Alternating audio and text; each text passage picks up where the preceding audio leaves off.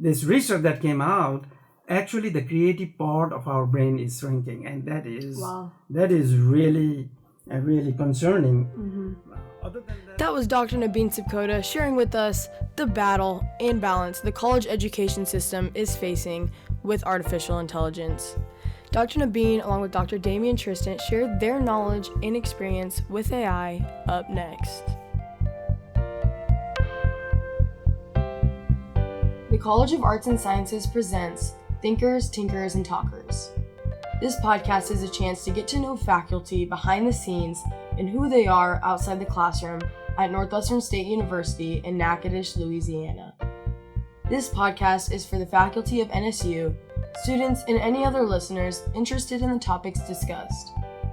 Hosted, edited, and produced by Riley Schwiezo, each episode will give you an inside glimpse of certain hobbies and interests of NSU staff. We encourage listeners to get to know the person, not just the professor, and a piece of their lives outside of campus. This is Thinkers, Tinkers, and Talkers. Thinkers, Tinkers, and Talkers. Hello, and welcome back to Season 3, Episode 2 of Northwestern State's own Thinkers, Tinkers, and Talkers, the podcast where we get to know NSU professors outside the classroom setting. My name is Riley Schwiezo, and today I will be leading y'all into the world of artificial intelligence. As many of you are aware, AI has become more and more prevalent, specifically in the college education system. This presents many challenges and opportunities for students and faculty across the globe. Whether you love AI or not, you are in for a great episode.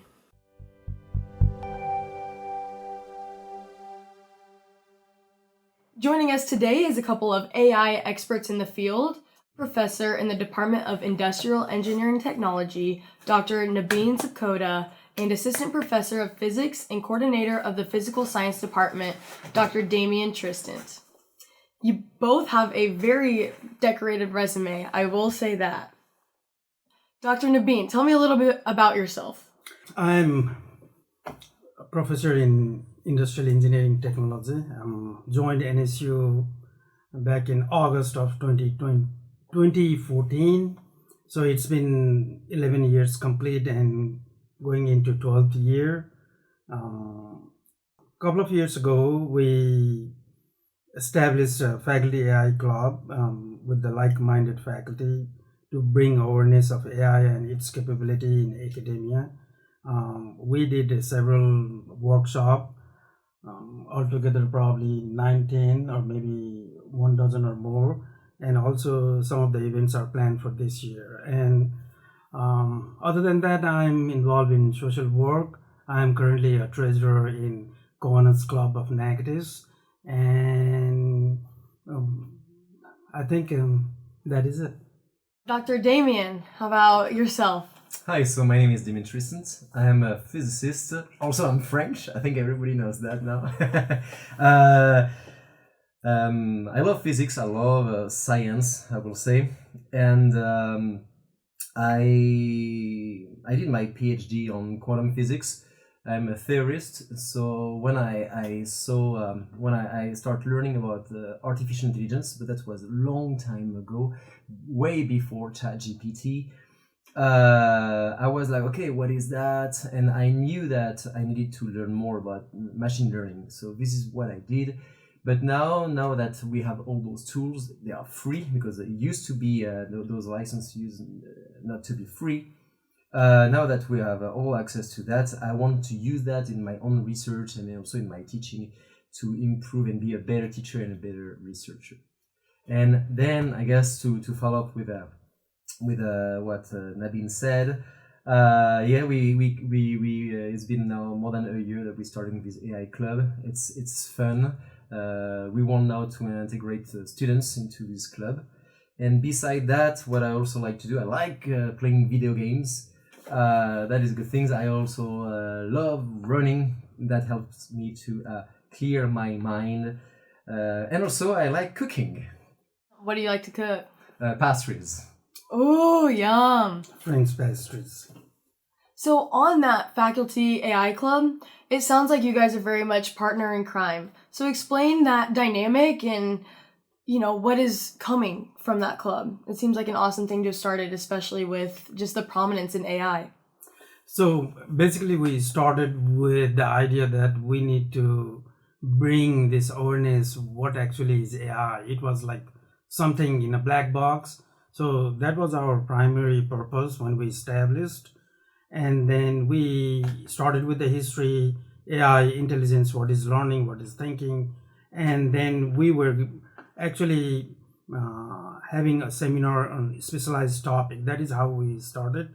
So we have a small repository of materials, and the ultimate idea is to fill up our repository with everything AI related. So any faculty in NSU wants to incorporate any part of that material in their classroom, they will have access. It is either lecture, video lecture, to PowerPoint slides, to essays or some applications, whatever we have in the repository.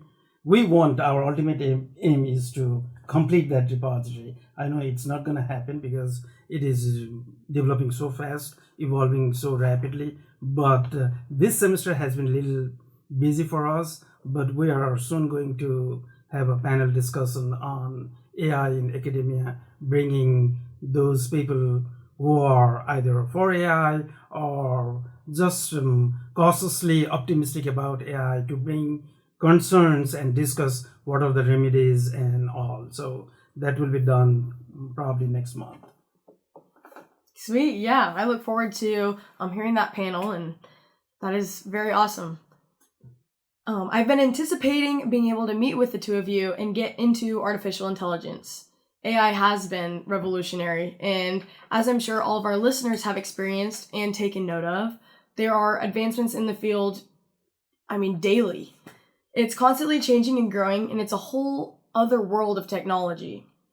Well, we have some questions prepared about the use of AI and both the challenges and advantages it brings for the college education system.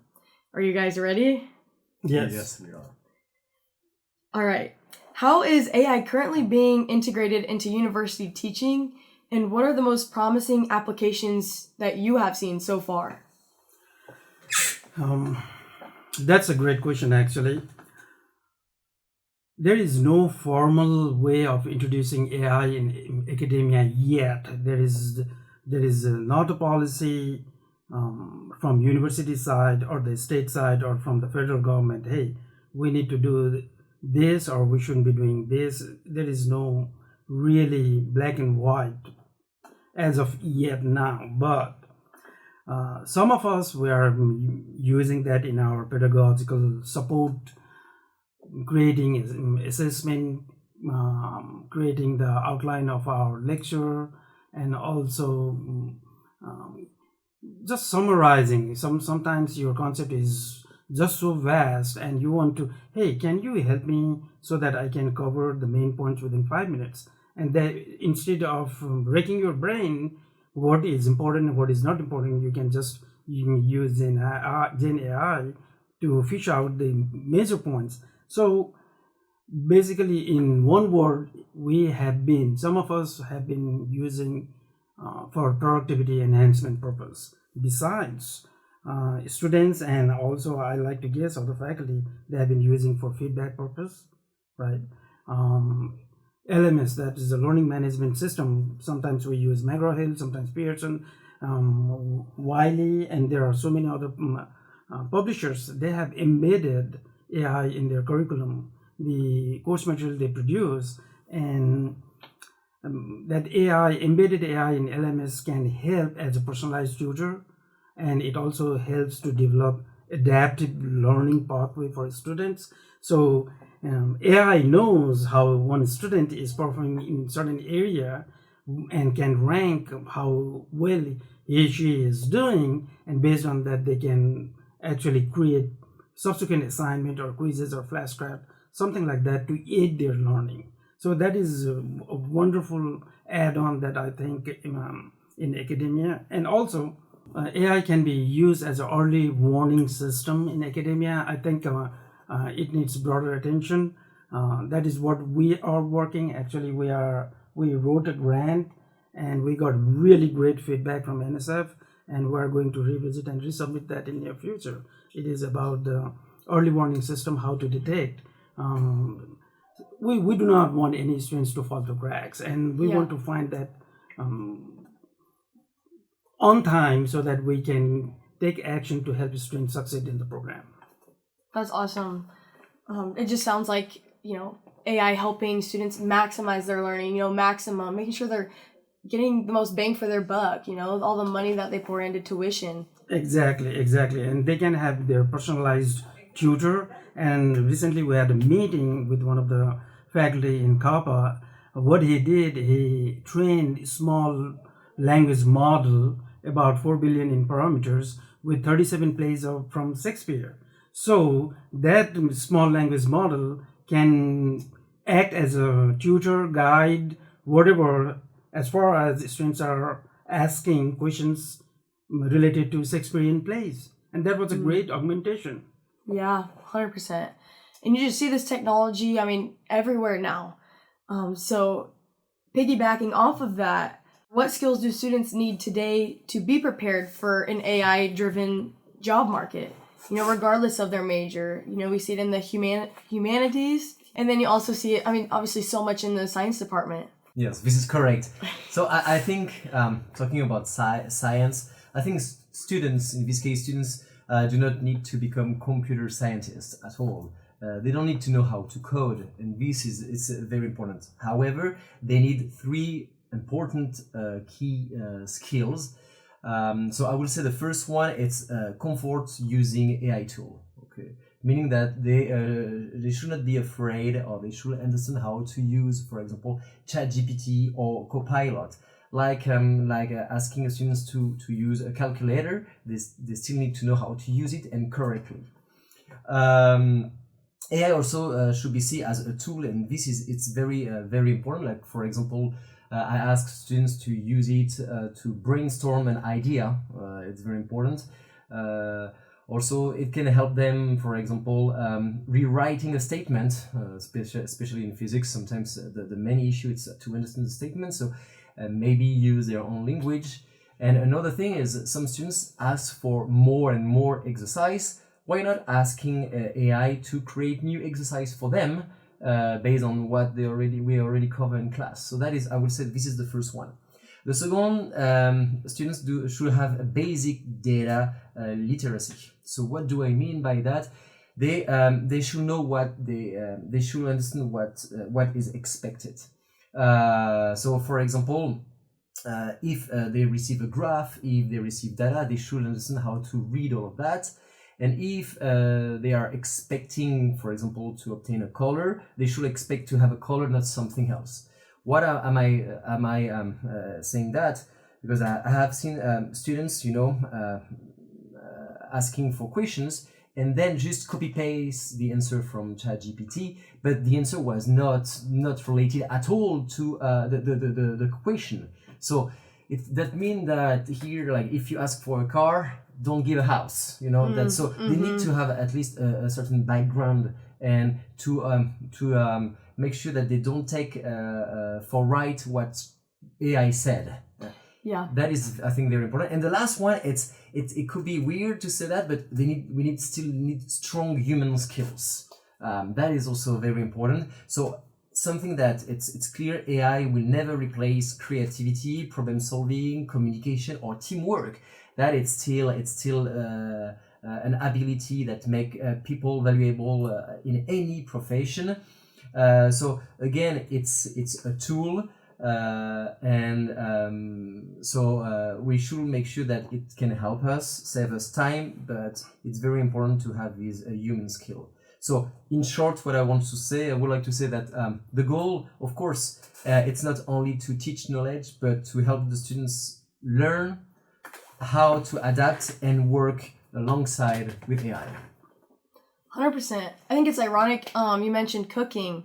I was thinking, the most I use AI is when I'm in the kitchen. I'm like, pull up my chat GPT. I'm like, hey, like, what do you think how should I season this chicken to match this dish? Or how should I cook my squash and my zucchini? But having the literacy to kind of use also like my education and all what I know about cooking, but applying that and applying what is being said. I would say just one point on that. So I use AI also, for example, to check what can I do with my leftover in my fridge. So instead of throwing away everything, I'm like, I scan, I say I have this, that. Please tell me what I can do. Do you have a recipe for me? And that is awesome. Yeah, and it's just making AI assist you, not letting it think for you, not letting it do the work for you. And I think you see that a lot. I've seen it personally in the college education, but yeah, letting it assist you. Like Dr. Nabin mentioned, like more exercises, both of you mentioning that. More exercise to further your education. That's awesome. That's a great analogy.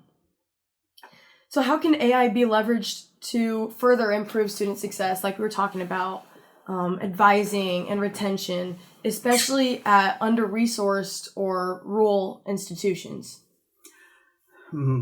Actually, this generative AI, all these large language models, they offer unique opportunity to process text data. So when we do survey student, and most of the time it is discrete, you have yes and no, or just mark between 1 and 10 numerical data, not trying to understand what they actually feel that they can express in words.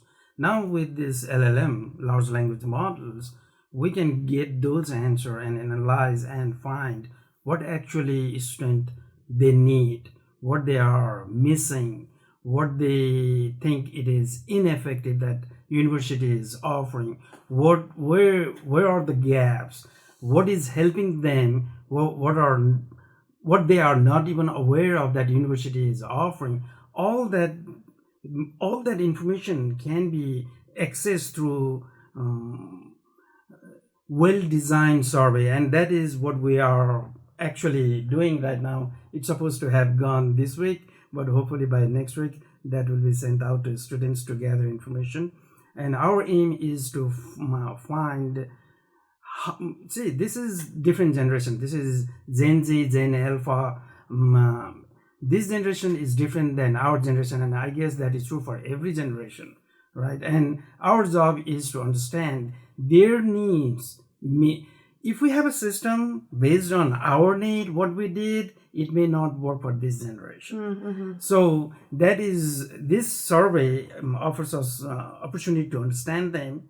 So what we are missing, what we are doing, and that is ineffective so far, and what else we could do to meaningfully make impact in their success. That is the idea behind this survey that we are trying to do. Other than that, early warning, developing a model based on AI, machine learning, that is the idea. It is still in its infancy, not only here, but throughout we research literature. There aren't much saying you need to do exactly this, as this question, get this data, analyze this way, then you have a model. No, there is a huge gap, and I hope some researcher around the world, they are working on it. And that is our aim. The NSF grant that we wrote, that was one of our deliverables, that we want to develop AI machine learning model to predict early warning some signs from a student after 5 weeks or something like that.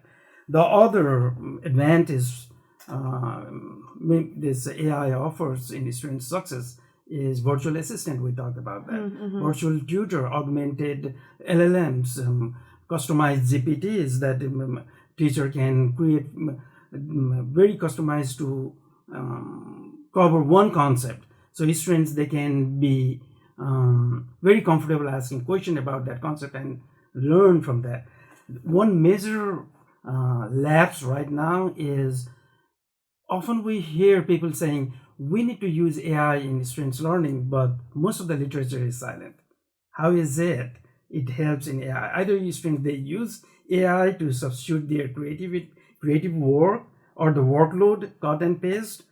And also there is a caveat of privacy and ethical use of AI, and then plagiarism, all that. They are there. They are always there. And there was a recent this research that came out.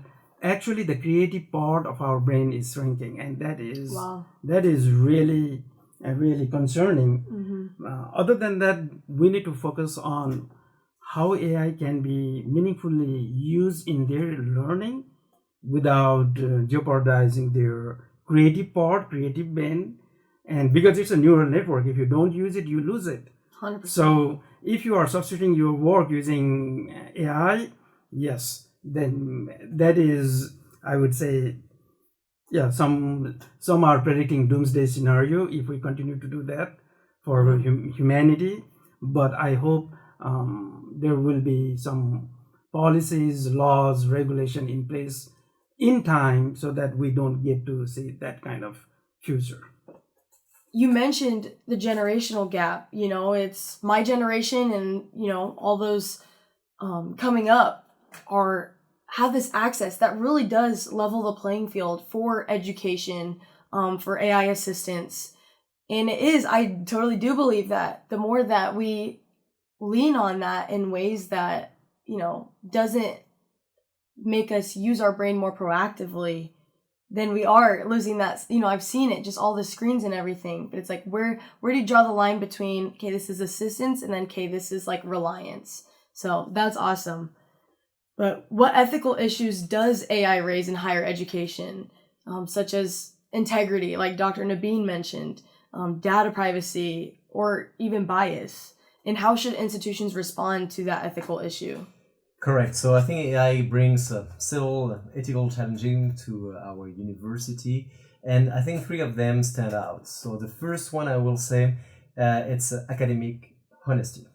It means that students can use AI, for example, to write essay, to write homework or a lab report. And I will say that instead of banning AI, schools should redesign assignment, so students must show their reasoning, explain their answers, or even complete parts in class. So that is a thing. But something that is very important to remember, it's like just like calculator, AI cannot be allowed or do not depending on the tasks, meaning that, for example, during an exam, students may be prepared to work without AI. Another point about ethical, it's privacy. And yes, it's true that some AI tools collect and store what users type. Why are we doing that, and why are they doing that? Because they need data. That is the cornerstone of AI. They need data. Without data, we will not have AI. So they need more and more and more. And where that come from? From us, especially from the free version of ChatGPT, Google Gemini, or Microsoft Copilot.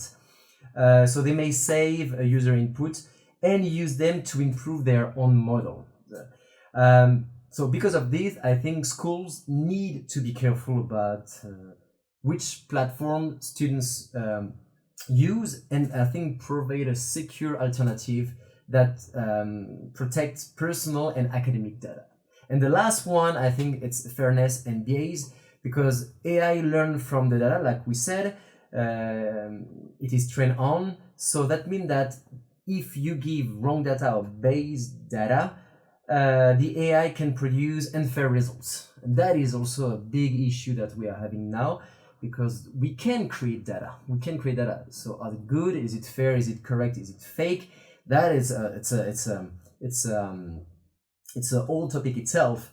But I will have to say that the students and also the faculty should be taught to question AI output instead of assuming they are always correct. And so I will always tell my colleagues and students to avoid the simple copy paste, but maybe read before pasting something. And why not maybe change something?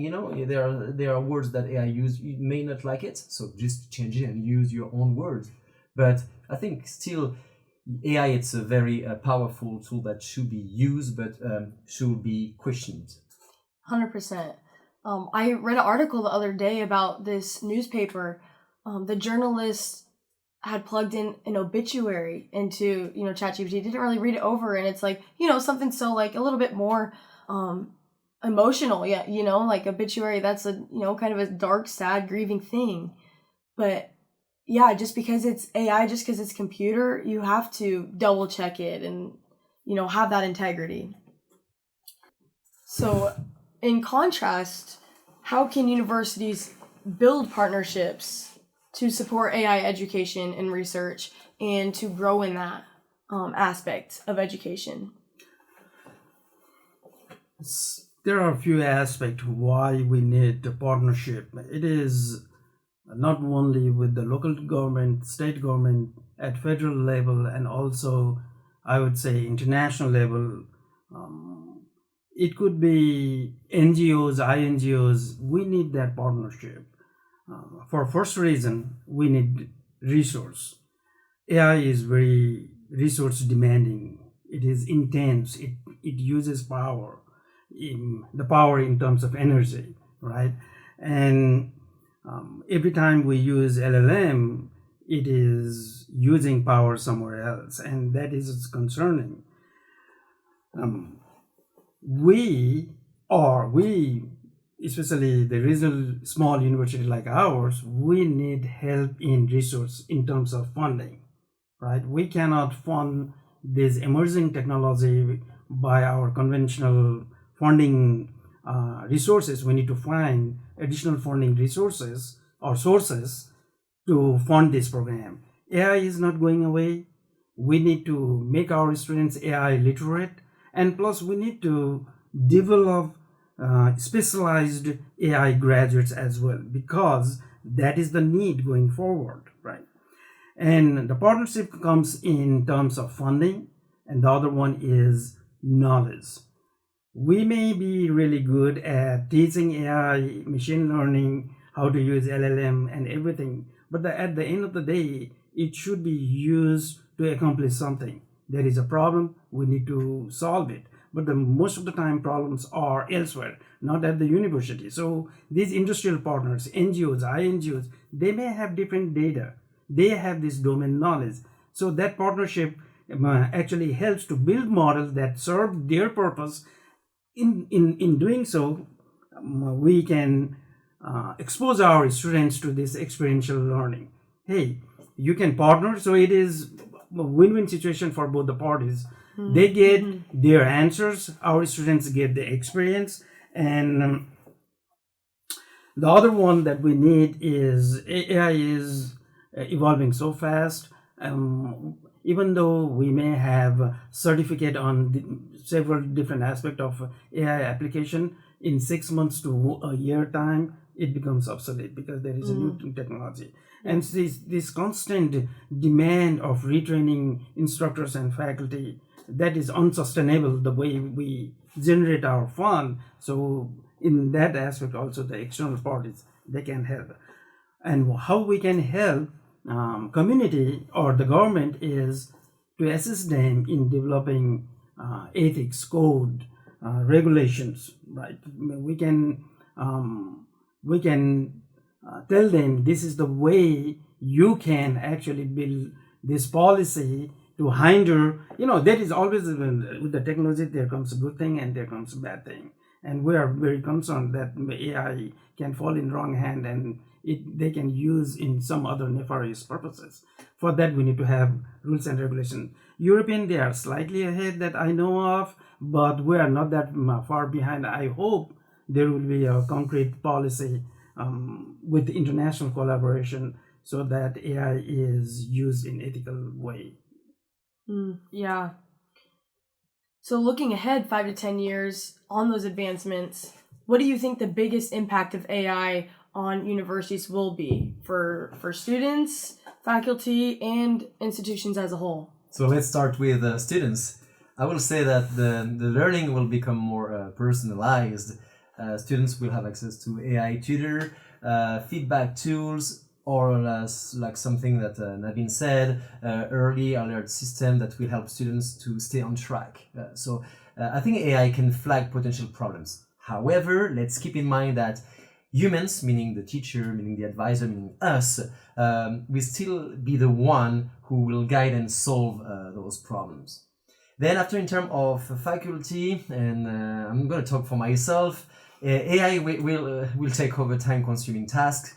For example, sometimes writing emails, or sometimes we receive like hundreds of emails per day. We know that we have to answer all of them, but some of them are more urgent than others.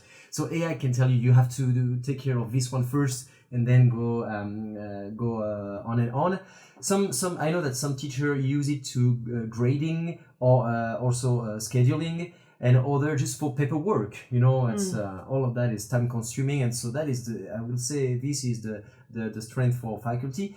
And I will say finally for universities, AI will push institutions, I think, to rethink how they teach and structure programs. Degrees, may become more flexible, skills-based, or interdisciplinary. So the bad part of that, I think that schools that do not adapt will struggle to keep up. This is why I think every university need money to make sure that we stay on track. Yeah, very much so. Yeah, the funding is, I think, going to become very imminent very, very soon. I mean, I've just seen, even last month, like when I'm scrolling on the internet, just AI is everywhere, and it's hard now to even distinguish what is and what's not. But it is so up and coming, so prevalent, especially in the college education system. So just to add on what Damien said earlier, anything that is data driven has potential to be replaced by AI. Any job out there, anything that is data driven, that can be replaced by AI. Yeah, that is a good thing and a bad thing depending on how we look at it. And only those jobs that 100% requires human thoughts, human decision, or it's a manual work that cannot be mechanized or automated, that those jobs are safe for now. So we don't know.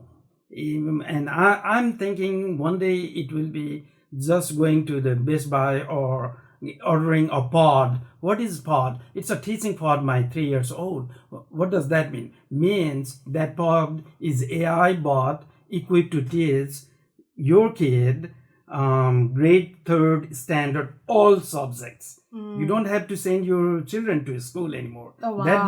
That day will come. But how soon, we don't know. But that's the potential of AI currently. Mm-hmm.